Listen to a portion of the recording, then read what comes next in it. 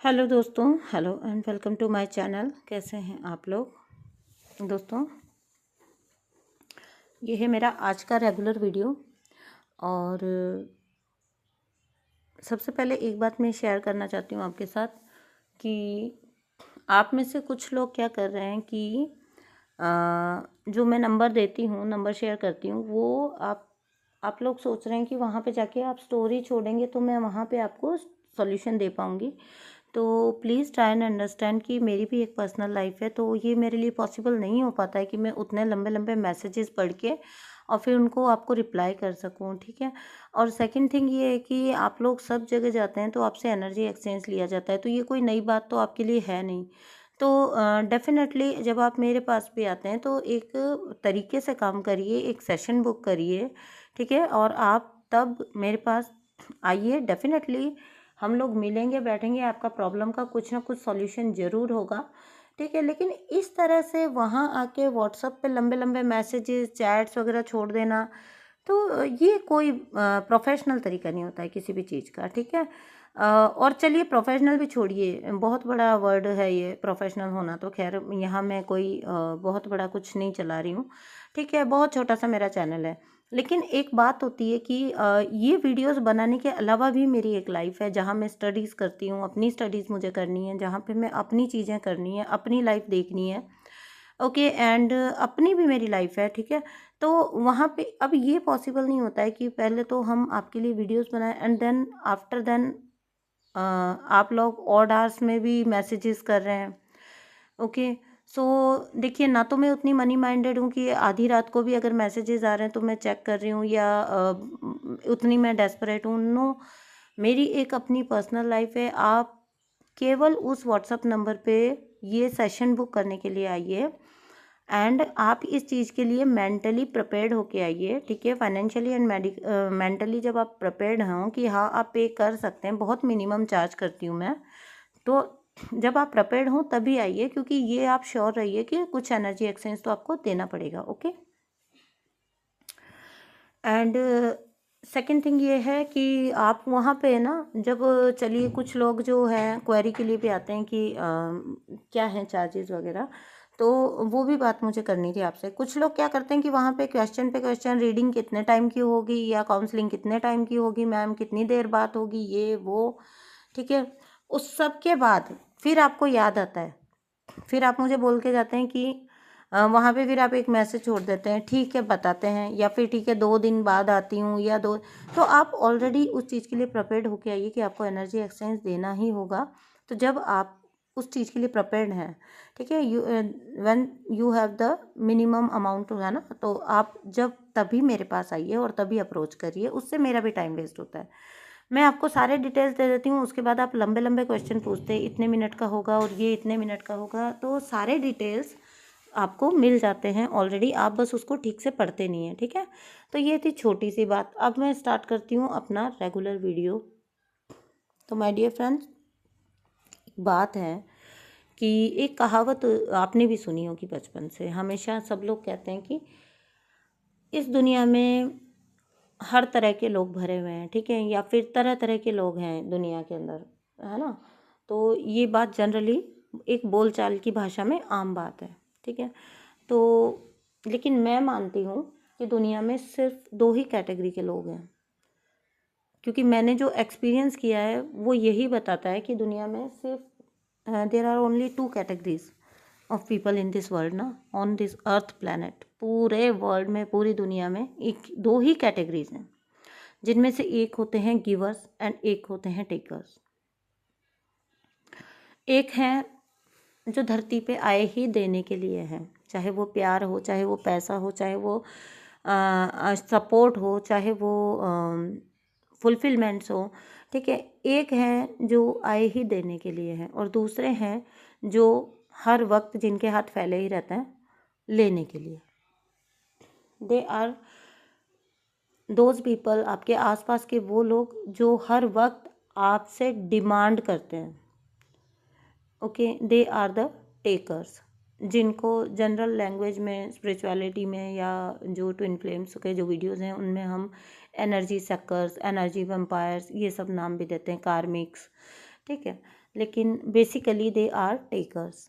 And you who are divine souls, तो आप लोग जो हैं वो हमेशा ही गिवर्स रहते हैं, ठीक है।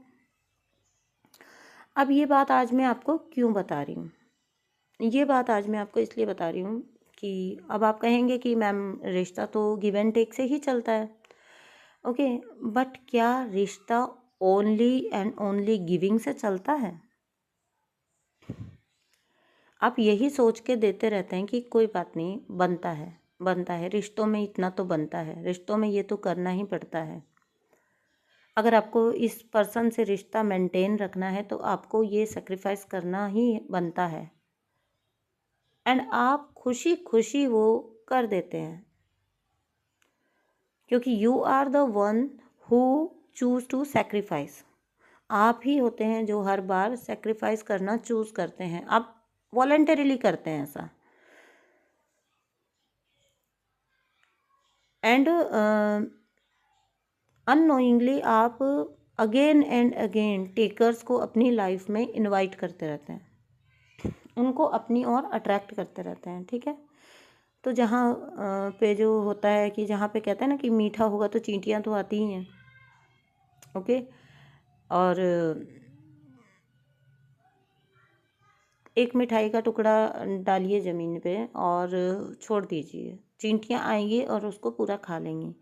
तो ख़त्म कौन हुआ? देने वाला, वो मिठाई, ठीक है। वो पीस ख़त्म हो गया, लेकिन चींटियाँ जो है वो वहाँ से उसका सारा सब कुछ लेके अब वो दूसरी दिशाओं में निकल जाएंगी, दूसरी जगह पे लेने, ठीक है। तो यही होता है गिवर्स एंड टेकर्स का लेन देन।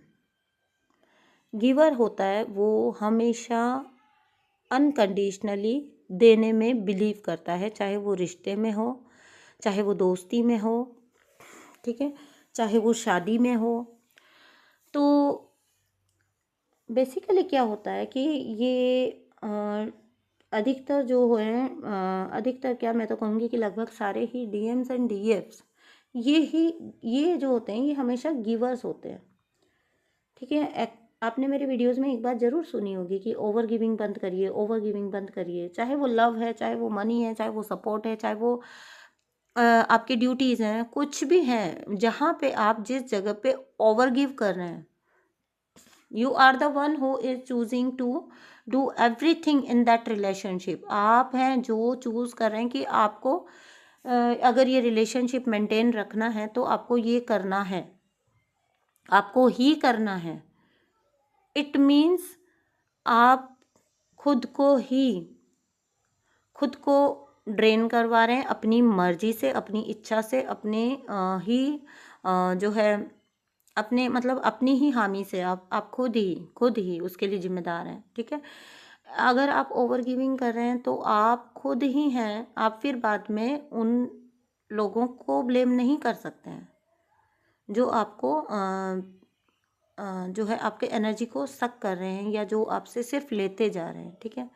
तो जो गिवर्स होते हैं उनके साथ बेसिकली क्या होता है, उनकी कंडीशनिंग ऐसी हुई होती है, देखो रिश्ते बचा के चल, लड़कियों के साथ अधिकतर, अरे आगे जाके तुम ससुराल में जाओगी, यहाँ तुम्हें एडजस्ट करना है, वहाँ तुम्हें एडजस्ट करना है, ये तो तुम्हें करना ही होगा। अरे नहीं, तुम्हें ये रिश्ता मेंटेन रखने के लिए यहाँ पे कोई बात नहीं, तुम्हें अपनी इच्छा को छोड़ना पड़े तो छोड़ना पड़े, ठीक है। इवन अगर आपको अच्छा रिश्ता आ रहा है तो आपको पढ़ाई छोड़नी पड़े तो छोड़नी पड़े, करियर छोड़ना पड़े तो कोई बात नहीं, ठीक है। तो ये कंडीशनिंग डाल दी जाती है, यानी कि गिव गिव एंड गिव। बेटी जब पति के बारे में कुछ बोलेगी या सास के बारे में कुछ बोलेगी तो उसको हमेशा ये समझाया जाता है कि कोई बात नहीं, तुम झुक जाओ, ये सब तो रिश्तों में करना पड़ता है, कोई बात नहीं, उन्होंने तुम्हें कुछ बोल दिया, कोई बात नहीं, तुम और अच्छे से कुछ करने की कोशिश करो। तो यहाँ पे लड़कियों की कंडीशनिंग इस टाइप से हो जाती है, ठीक है। उसकी वजह से अधिकतर डीएफ्स आज की तारीख में जो है तकलीफ़ में हैं। क्यों हैं वो तकलीफ़ में? क्योंकि उन्होंने सिर्फ गिव करना सीखा है। तो जब वो रिलेशनशिप में भी आती हैं, जब व्हेन देयर मैस्कुलिन इज अनअवेकन्ड, तो they only give give and give. उनको लगता है कि फेमिनिन्स तो हैं ही देने के लिए, और फिर सोने पे सुहागा, जब आप इसके अंदर आ जाते हो, जर्नी के अंदर, तो फिर आपको एक जो वर्ड सुनने को मिलता है, अनकंडीशनल लव। अब यहाँ पे ये हो जाता है कि हर एक अपने हिसाब से उसके मायने निकालता है।